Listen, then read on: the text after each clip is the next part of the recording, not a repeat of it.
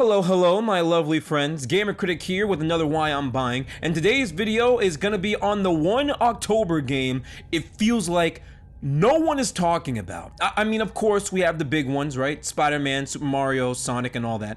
But there's this game called Lords of the Fallen that I think is getting completely shafted. And honestly, it's a damn shame, because if all the stuff shown off in the trailers and told by the development team is anything to go off of, this game really has the potential to be really something special. So Lords of the Fallen is an action role-playing Souls-like game in the same vein of From Software's games like Elden Ring, Dark Souls, and all that good stuff. Lords of the Fallen is also a sequel that has been in development since 2014, which is when the first game came out. The first Lords of the Fallen was developed by Deck 13 Interactive, who have confirmed that they're gonna have no part in this sequel. So the sequel is actually being helmed by Hexworks and published by CI Games. I have no idea who these guys are, I am not gonna lie. I don't know anything about their pedigree, I don't know anything about the games that they've made. If anybody knows anything I don't know, please educate me. But I don't know anything about these guys.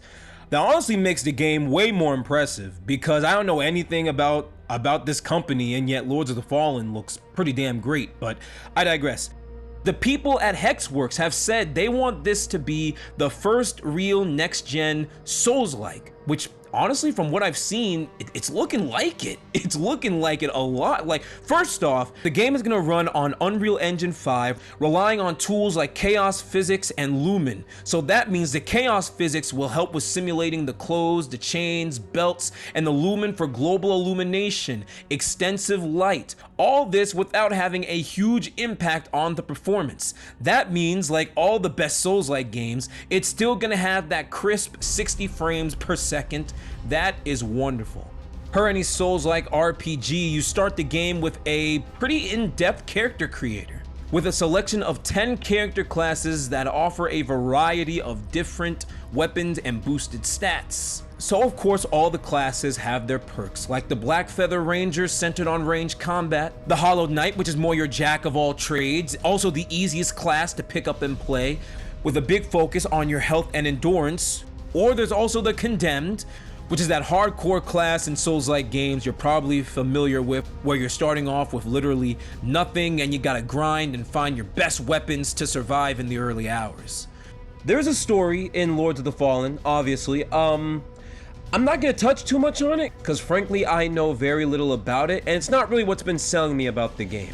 But in case you were wondering, it's set 1,000 years or so after the original Lords of the Fallen, so it's set in the same universe and world, just a lot of things are going to be different. The game is centered on the return of this god named Fallenr, who was seemingly resurrected in some way, and now basically it's your main character's job to stop it. I'm skipping over a few things. There's also a big organization that you join called the Dark Crusaders that are tasked with taking down this huge god. But yeah, you know, this is the type of story where you play the game, you might be interested to see what happens, or you might not be. But that's not what's selling me about the game, so the story is more just a side dish, if you will. The main reason you play this game is for its world and its gameplay, which seem to go hand to hand with each other perfectly. So Lords of the Fallen has several different regions to explore, and many of those regions you are going to explore naturally during the game. But the real noteworthy thing about Lords of the Fallen, the thing that really makes it like unique, I found this like crazy when I learned about this. So the biggest hook of Lords of the Fallen is that there are two worlds that exist simultaneously. There's the land of the living called Axiom, and the land of the dead called Umbral. Now of course you start your journey in the land of the living in Axiom. That is probably where you will spend the majority of your time. This is where the story is taking place. This is where you navigate and battle your enemies and so on and so forth. But this is actually where it gets interesting. Because see, this is a Souls game, so you will die. It's not up for debate. You're gonna die. But instead of just restarting to a checkpoint, Lords of the Fallen does something very interesting. Upon death, it's actually not the game over yet. Upon dying, you actually venture to Umbral, the land of the dead. and you have to battle a bunch of evil creatures while you fight your way back to return to the living. But on the other hand, if you die in Umbral, that will be the official death. You return to the nearest checkpoint, have to pick up your XP like other Souls games, but I still find that very interesting. I can't think of a single Souls game or many other games in general that have this type of idea. But then again, Lords of the Fallen is again using Unreal Engine 5, so it's probably able to do more than most other games wish they could. So yeah, 2 dimensions at the same time. Pretty cool, right? But they actually take it even further, because the game gives you a tool at the very beginning called the Umbral Lamp. It's explained in the story that the Umbral Lamp was dropped and now you are in possession of it. And the Umbral Lamp is gonna open many opportunities for you in Lords of the Fallen. So essentially, while you're in Axiom, you can use the Umbral Lamp to see the world of Umbral. It doesn't sound like much, but in game it's actually really important. If you find monsters in Umbral that are illuminated by the Umbral Lantern, you can slay and or interact with them. It also helps with solving environmental puzzles. Like you see a wall blocking your way in Axiom. Oh, okay, let me just pull out my handy little Umbral Lantern. Boom, shine it on the wall. That wall might be destroyed or missing in Umbral, allowing the player to just pass right through.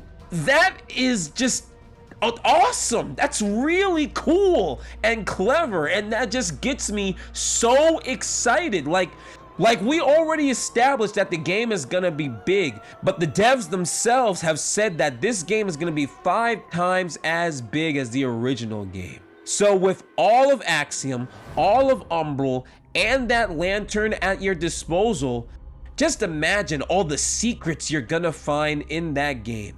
But to top it all off, the little cherry on top of the sundae of awesomeness is that this game is not just strictly single player. This game will actually have co-op.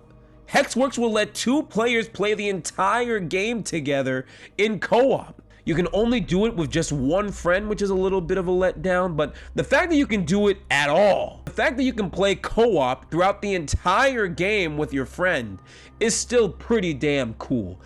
The idea of shining a light on an object in one world and making it tangible in another world is something you don't see very often, and not done as extensively as Lords of the Fallen is doing it. Admittedly, there are still a few things we have to keep an eye on with Lords of the Fallen. Unfortunately, there is no 4K resolution. The game is either going to run on an upscaled 1080p at 60 FPS or an upscaled 1440p at 30 FPS. It's still going to look good. It's still going to look great. Just no 4K, which I know some people will be disappointed on. But hey, the game runs on Unreal Engine 5, so it's still gonna look great. So the fact that it can't hit the 4K resolution is really not the end of the world. So at the end of the day, Lords of the Fallen looks like a really unique Soulsborne game. The fact that it's gonna be a visual feast on Unreal Engine 5 does not hurt. But the fact that the world is as expansive as it is, and that the combat and gameplay looks fluid, unique, and looks really original, certainly has my attention. The game is coming out at the end of this week, so we will find out very, very soon how it will fare. But I, for one, based off everything that has been shown and everything I have seen, am very excited to get his hands on this game. And that's why I'm buying Lords of the Fallen, guys. As always, thank you for watching. I mean, is there anyone else that knows about Lords of the Fallen and is actively gonna buy it? Please let me know in the comments, because I'm interested to hear this. But thank you for watching. If you liked the video, be sure to like and subscribe. It helps a ton. And if you want to keep up to date on what I'm playing, or just what I'm doing, be sure to follow me on Instagram. That's @TheGamerCritic. The next video is probably going to be another why I'm buying. There's just too many games in October, man. There's too many games in October. I want to make a video for like another 3 of these games, but I also got like 2 other videos outside of those I want to make. No time, and I will keep you guys posted. But until then, be good people, and I will talk to you guys soon.